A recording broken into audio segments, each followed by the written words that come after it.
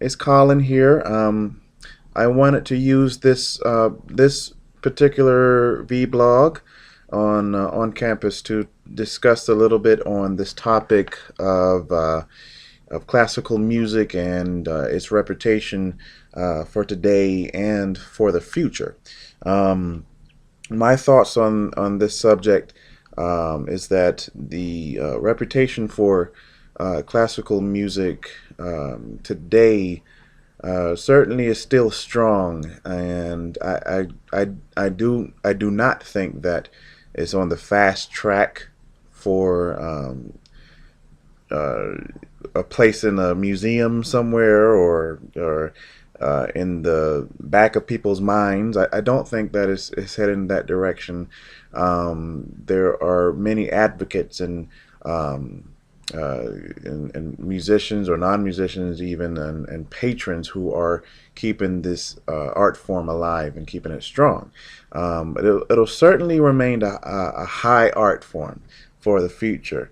However, um, I believe that uh, the age of its audience is getting higher and higher today, and it's somehow I think kids are being exposed to this art form of classical music, but I don't think it's being presented in a way um, that lets them know that this is high art, that there is a rich history involved here, and that there's something about this music that is intellectual, and it's more than just sounds. It's more than um, a supplement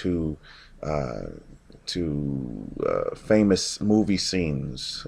So I think there is a fine line between presenting this music to the young people of the world today and to present it in such a way um, that educates them as to what it really is. Some stereotypes for classical music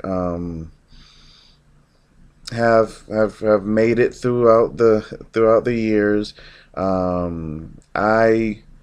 I believe I'm a living example of uh, breaking a stereotype when it comes to this.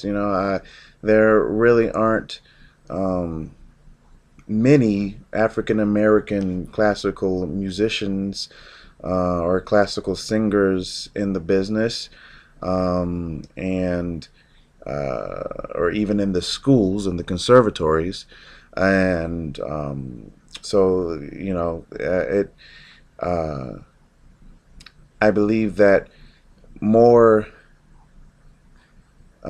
minorities are are becoming exposed to classical music. I do believe that they are, but very slowly, very slowly.